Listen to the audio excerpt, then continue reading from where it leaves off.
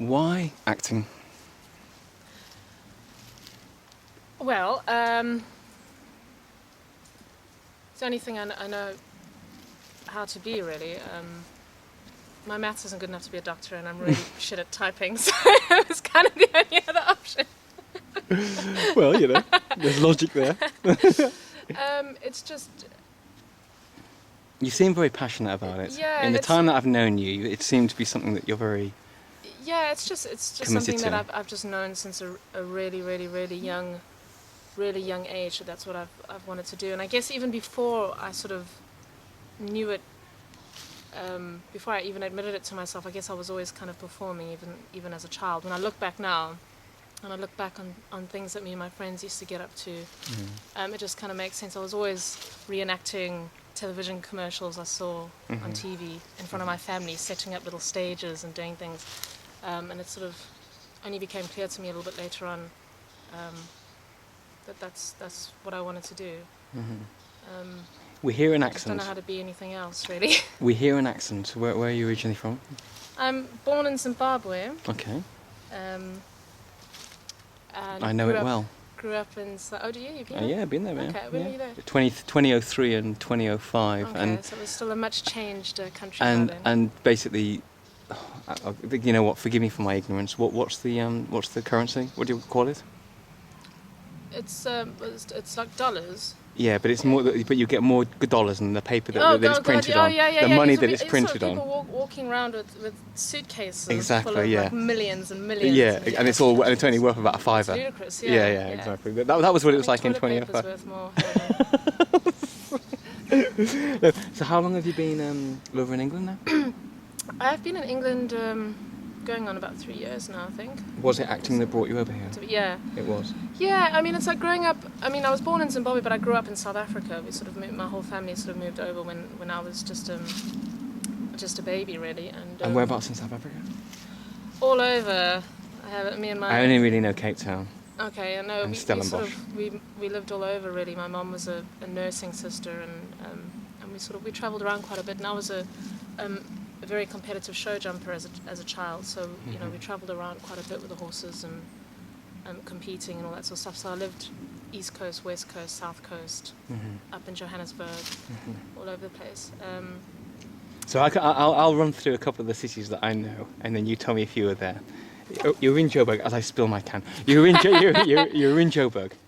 Yeah, I did. Yeah. I went to Joburg after I sort of graduated from high school. I went and Durban. worked for a music company there. I lived in Durban for the first 9 years. London. London, I've been in going on a year now. Mm-hmm. I was living in the country in Hertfordshire for a couple of years before that. No, but London. I'm saying London. Is there London in South Africa? No. Oh, where am I thinking of? Where am I thinking of London? Oh, you're probably thinking of East London. There's East an London. East London, East which is London. which is Yeah, very yeah. close to where I was. Just Showing my recently before I ignorance. lived. But I got half of it right. I was in this tiny little town, like in the country in the sticks, a little farming community called Bathurst, Right. Which is very sort of English colonial and sort of a very settler town. The English settlers sort of came over to Grahamstown and Bathurst, and it's a sort of pineapple farming community, which is why to this day I cannot touch pineapple because just so used to seeing them my entire life. Home to the world's largest pineapple. Bathurst, check it out. It's amazing. I met you at Law, London Actors Workshop. Tell us a little bit about the recent showcase you did, because you were granted 2 parts. Did that flatter you? Granted. It was great. It was a little bit more of a challenge. Yeah, there you go. They picked you. Yeah, it was great. I was given 2 parts to do in the recent Law showcase, which was great. Which one was very, that? What very parts diverse. The first one I was playing, which was absolutely loved, is based on a real character, which I found quite intimidating as well. Francis Farmer, who was the sort of 40s movie star, and you sort of just dropped in the middle of the play, just this sort of little 10-minute skit on her as she's being committed into a mental hospital for schizophrenia and all sorts of things, which is was quite challenging. So she's sort of all over the top and glamorous and very sort of in denial and very, very exhausted and emotional. Mm-hmm. And then the other one that I was doing was the complete opposite of her, which she was a psychiatrist Mm-hmm. interviewing somebody who just shot and murdered 3 people. Mm-hmm. He was about to be in prison. So sort of polar opposite characters. So it gave me a good opportunity to sort of spread my wings a bit. So it was great fun. Actually, it was great. So it was fun. How did you enjoy the course and all? What did you get from it? The course, I think, is amazing. I think it's worth its weight in gold. I mean, just the fact that you get to do a showcase Mm-hmm. at the end of something that's quite rare in a lot of acting schools and courses around. The fact that you get to have casting director evenings in itself is worth its weight in gold. It's really difficult to meet casting directors in this industry. The level of instructors that are on the course is amazing. Valerie Colgan Mm-hmm. I'm totally in love with her. I think she's absolutely unbelievable. John Mulaney has just got a wealth of experience. Wonderful man to study under. John Sidgwick, of course, is great. And of course you, Richard. Really? Okay, right. Move. Okay, You right. make the course all worthwhile. Okay, right. Move. Okay. Something pleasant. You're my favourite part of the Something course. pleasant to look at. Absolutely, darling. When did acting get started for you? Did it get started for you in South Africa, or in Zimbabwe? Even You mean professionally? just when you got started, when you wanted to tread the boards. No, I guess. I mean, Were you a bit older when it sort of got onto your skin? yeah. I mean, like I said, I always kind of knew that I was into performing and doing all that sort of stuff. It was probably only when I was sort of in my early teens that it really, really sort of hit home that that's exactly what I wanted to do. But I mean, I look back to my childhood and just being absolutely in awe of performers that I was seeing on TV and just wanting so much to be a part of that. And I guess like I said, I was living in a small town. I was in a little farming community, so that the film industry is not exactly thriving on the pineapple fields in southern South Africa. So I knew that I needed to come here, and so it's really, really only been it's been a long, complicated haul, but the sort of last couple of years it's been really intense, and I've been really lucky. I've been able to do some really amazing things in the last couple of years. Weren't you tempted by America at all? I'd absolutely love to go to America. Yeah. I mean, but weren't you tempted? Wasn't America a pull for you? The thing was that for me personally, it was just a lot easier for me to come here because my ancestry is largely European and British. And my grandfather was born in Scotland, which meant I could get an ancestral visa, so it was a lot easier. Whereas I don't have any family in America, so it'd be a lot harder for me to go there. But I've always wanted to, since I was tiny, go to America, and I think that's probably where I'll end up settling as soon as possible. I'd absolutely love to. East or West Coast?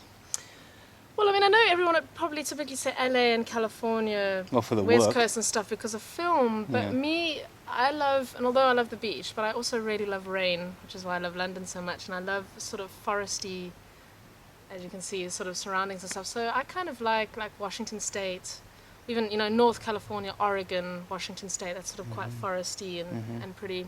Or even at the same time, there's this other side of me. I really love blues music and like Delta blues and that sort of stuff. So even sort of down south Mississippi, Louisiana, that kind of thing, I really like. So tell us, on our camera, you should be able to see a big cross behind us, plus a few gravestones. Jeffrey. Jeffrey, that's right. Tell us, young lady, where are we? Where have you dragged me to? This very secluded place. That's right, yes. It's been quite a sordid story today, hasn't it? Yeah. It's what? Hey? Yeah, well, it took us ages to get here, didn't it? It took us, I think we were supposed to meet at 11 and we got here at about 12:30, about 1 o'clock, and I've got to get at about 2:30. No, but tell us where we are. We are in one of my favourite places in England, and one of the first places I came to when I first came over here. This is the amazing Middle Earth, I call it, of Highgate Cemetery, East, in North London, in Highgate. And it's absolutely beautiful. It's basically just a massive forest. Sorry, it's like, Bless you. it's like, listen, we are being so bad today. Yes, I mean, honestly, no, come on. Advertising. A little gin and tonic. What's wrong with a little gin and tonic in Highgate Cemetery under the trees on a summer's afternoon? Stage or TV and film? What appeals to you more? Both appeal to different sides of my personality. I absolutely love musical theatre and would love to be involved in musical theatre as much as possible. I'm sorry, as I've got like a little fly getting in my ear. It's trying to. Yeah, I've got attractive ears. I know, but like. Go on, carry on. Sorry. Musical theatre is definitely something I love. Mm-hmm. Tell me one of your favourite musicals. One of my favourite musicals, and also happens to be my favourite film, is Singing in the Rain. Mm-hmm. I did a stage show of that. Oh, did you? I did indeed. Oh, mm-hmm.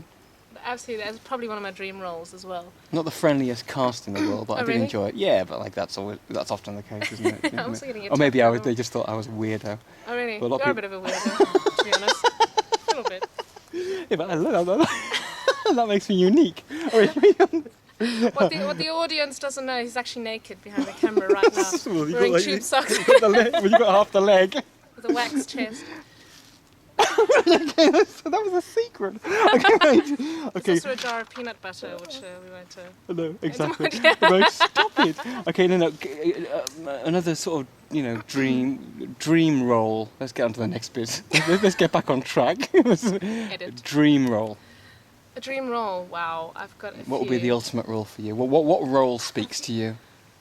Okay, just one off the top of my head that I've always wanted to do, that I absolutely love to do, and this would be on film or on stage, is Romeo and Juliet. I know it's a little bit naff, but I love Shakespeare, and Romeo and Juliet is my favourite Shakespeare. I just think it's the most incredibly written play, and I know it like the back of my hand. Mm-hmm. And I would absolutely love to play Juliet. Tell me one of your favourite lines. Before I got old and grey. Look at me! Don't look at the lens, look at me! Seriously, come on. You look at tell me one of your favourite lines. I know it's tempting to look at the lens, I know, but these are going to have to arrest you for a while. Mess about. To the viewers. Yeah, but they can look at you. Tell us one of your favourite lines in that. Oh, you're gonna make me quote. You're actually gonna make me quote Romeo and I'm Juliet. not gonna make you act, but I want to know one of your favourite lines. Wow. This is my interview, and anything goes. Yeah. Recorded conversation. Sorry. There's a couple that shot. I suppose where she's talking about the conflict between the two families and being in love with somebody that's supposedly unattainable for her and that socially is unacceptable for her to be with, would be something I could relate to. And she's talking about, where she's saying, what's in a name, that which we call a rose by any word would smell as sweet. I think it makes a lot of sense, and I just think it's a really eloquently and beautifully written line, and kind of sums up the whole feel of the play. Isn't there something about if I were a hand in that glove or something? If I could only be next to that glove or something like that, and then and she says, "and I me" or something. I don't really know. I'm not really sure. Yeah. Do you know what I mean? Yeah, I think. But yeah, I think you're mixing a couple of different scenes there. I don't know. Yeah, but I'm really a very sure. mixed up person. Yeah. Okay, right. I have a couple of. I'd love to if they were doing a remake of Singing in the Rain. I would love Debbie Reynolds' role in Singing in the Rain. That would just be, as it is my favourite movie since I was tiny. So. Hobbies and interests outside acting. I love the way I just cut the whole thing and then just like. Language. I do. That's how modern. I kind of feel like we're sitting in Jeffrey's lounge. Come on, what do you like getting up to? I've got quite a few things. I think I'm a very curious person by nature, so I can't stop it. There's loads of things that I love. I love studying. I love learning stuff. But like I said, I was a competitive horse rider all my life, so the horses have been a massive part of my life. I do miss that terribly about my life in South Africa. Mm-hmm. Very much an animal person. Very much an animal person. I play a lot of music as well. Play guitar and sing. And what was this you were saying to me about teaching? Do you teach youngsters? Was it? Were you saying something in Hertfordshire or something? No. My brother and sister have got a music school. Right, in Hertfordshire, got you. The guitar studio in Hartford. Mm-hmm. And they're incredible performers and musicians and teachers. But I did teach. I did teach horse riding, and it is something that I love teaching. I taught art history for a couple of terms at a school too, because art is a big passion of mine, particularly art history. And I did teach that at a primary school a few years ago for a while, and a riding instructor and all that. So I do love teaching. Yeah, so anything creative, art, music. And I absolutely love. I love geography. I love history. Criminology. I actually wanted to be a criminologist when I was younger at one stage. I'm quite interested in like forensics and that sort of thing. Yeah, I could What go on. what cases? Tell us a case that has fascinated you. I've been since I can remember. My whole family is into this, right? Is ripperology, which is an actual science now, and you can actually get a degree in ripperology. So the Jack the Ripper case is. I thought you were going to say Zodiac. No, have you heard of that one? Yeah, Yeah, no, the I know the Zodiac Zodiac. No, I don't find him as interesting. I think the whole mythology around the Ripper is actually incredible. It was one of the first things I did when I came to London. Was I had to go on the Jack the Ripper tour in with my Whitechapel. brother, and yeah. 1888, Yeah. I think it was. I'm pretty sure. Absolutely amazing. And I've got like the book signed by like Donald Rumbeloff, who's like the foremost ripperologist in London. It's absolutely amazing. A complete enigma. Yeah. I think the fact that he never got caught is. That's what I'm is saying. probably Yeah. what's so alluring about him. Yeah. But I found that case endlessly fascinating. There are loads of others, but I found that sort of thing really, really fascinating. And paranormal stuff. And when I was younger, I was also at one stage convinced that I was gonna, because I loved the X-Files. It was my favorite TV show growing up since it first started. I think I was about 8 or 9 when it came out. And all I wanted to do was grow up and join the FBI and work with Mulder and Scully type people on the X-Files. Did you look at Gillian Anderson as a role model? I did actually, and I'm thinking about it My now. first That ever would guest be dude. if I could go back and have one of my dream roles. I think would be Gillian Anderson's role on the X-Files. I would absolutely love that. I just find it endlessly fascinating. My first ever guest, Emma Wicks, the first ever An Actor's Introduction, back in June last year. She is a Gillian Anderson buff, absolute massive fan. She's a fantastic actress, but the show itself is just it's just endlessly fascinating. It just ticks so many boxes with me because like I said, my whole family is into that, and I've grown up with that kind of nothing really is I don't know, just I don't really find anything that unbelievable. It all kind of makes sense to me. So the idea of an afterlife and ghosts and hauntings all kind of makes sense to me. Freaks. What would be the pinnacle for you as a performing artist? You mean as sort of role-wise, performance-wise? What would be the situation where you thought, I've cracked it? God, there was an echo there.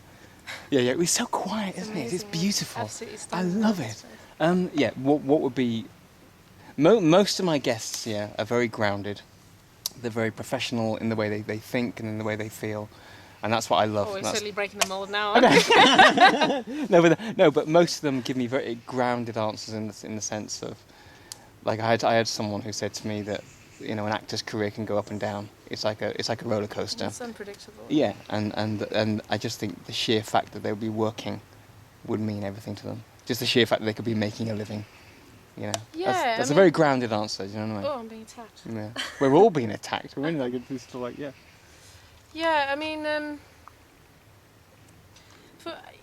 Yeah, it's great to make a living out of it, and obviously that's the kind of the holy grail. But I think to be able to find something that just really fulfills you will be great.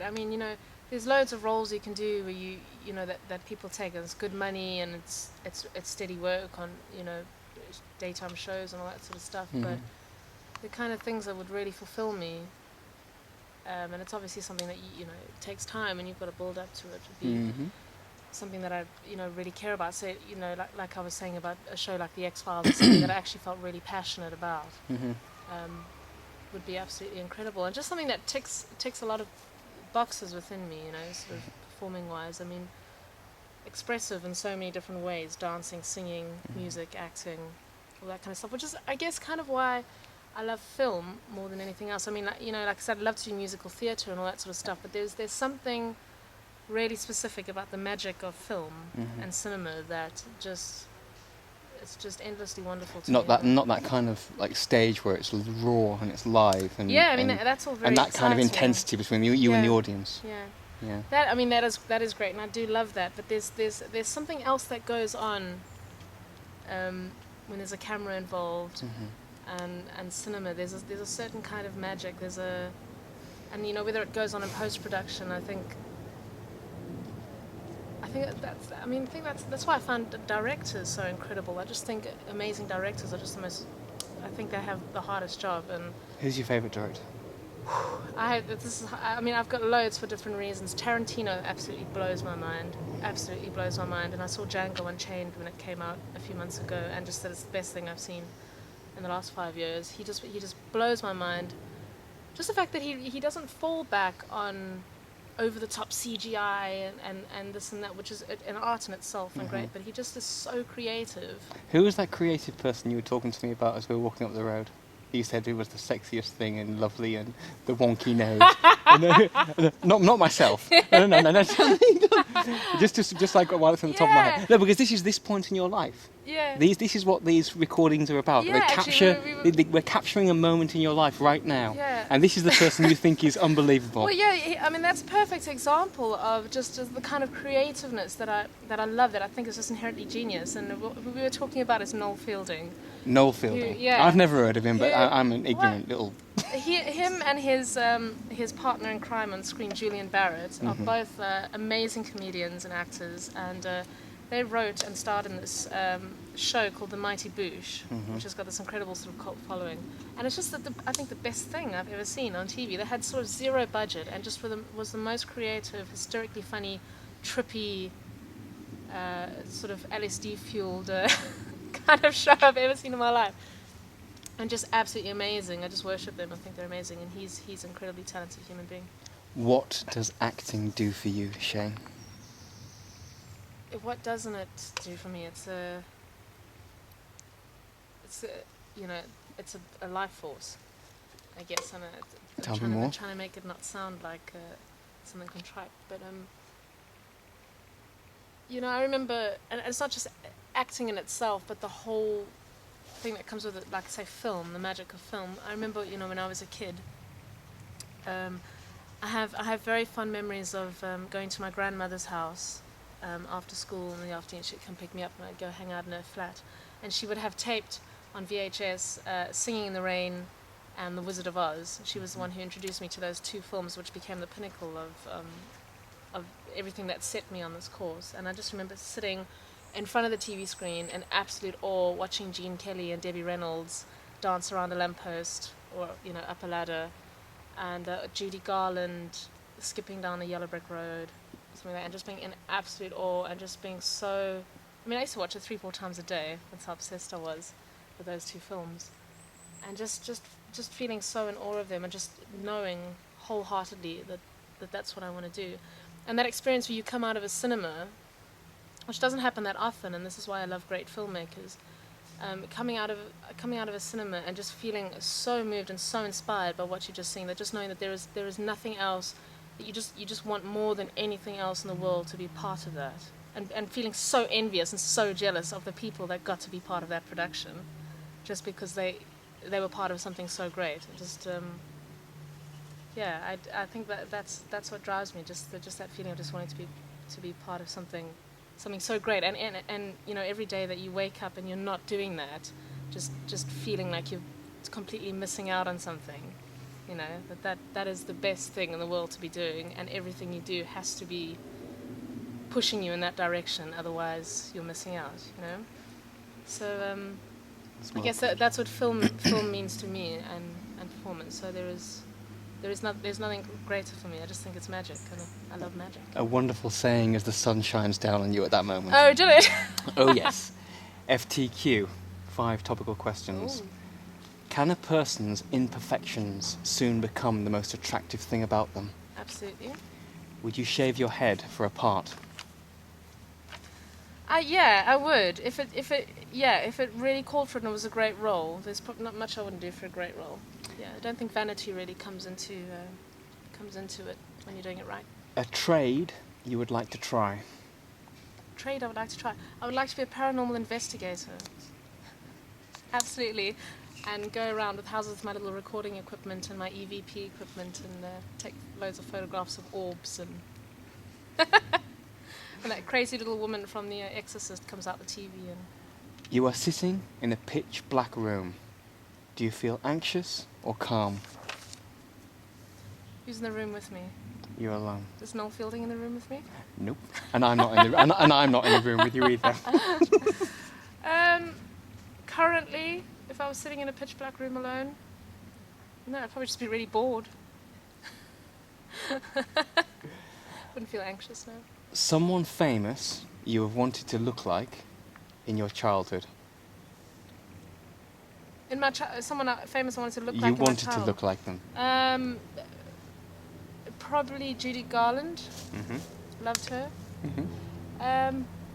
Absolutely worshipped and adored Marilyn Monroe Mm-hmm. when I was a very young teenager. Probably still do. Yeah, Most people do. She's absolutely lovely. The most famous actress that's ever lived. I had to do one or two of her songs for an audition the other day, actually. So I had to do the whole thing. It was absolutely hysterical. Yeah. Okay, listen, this is my favourite part. So bear with me. Yes, there we are. This is where we do our location. So lovely. Shall we? Okay, right. Right, should we go over and have a look at this grave? Yeah, let's go have a look at Jeffrey. Jeffrey's grave. Now this is where we are. Show us just so. Oh God! I'm gonna trip. I'm gonna trip. No, seriously, I'm gonna trip. What? I'm gonna trip over something. I'm gonna trip over something in a second.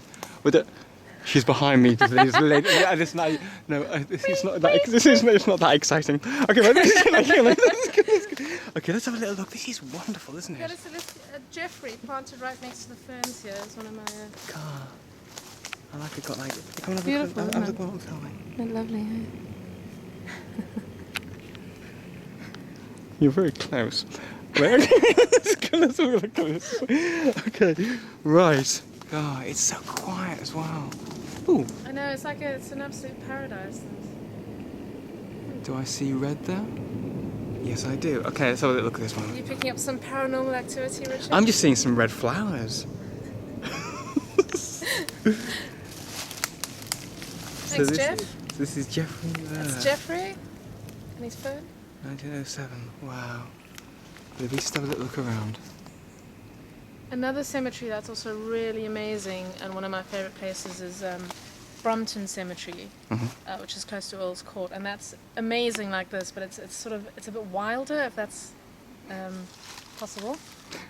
Right up your street. But yeah, also really, really beautiful, and I think they do a lot of film a lot of TV shows and movies there, because it's got something really like visually gothic about it, which it's really beautiful. So oh, I get a Good sucker. luck. I get a sucker. Thank you very much. What? Okay, wait, stop it like this. Okay, right. Listen, that's your lovely. Listen, Shayne, it's been lovely meeting you at Law. I really am glad that I've got lots and lots of charismatic people, but like with someone who gives me so much jip and so much stick and so much like charm and wit behind the camera. Would you have it any other way? Exactly, that's right. Listen, good luck. Hang out in cemeteries all day. No, but it's different. No, but it's different. I love all this sort of stuff. It's really, really different. Listen, I hope that it all works out for you, and if you are set out in America, maybe hopefully that could come true for you. Yeah, someone adopt me in America, please. And may great roles come your way. Thank you very much. Thank you very much.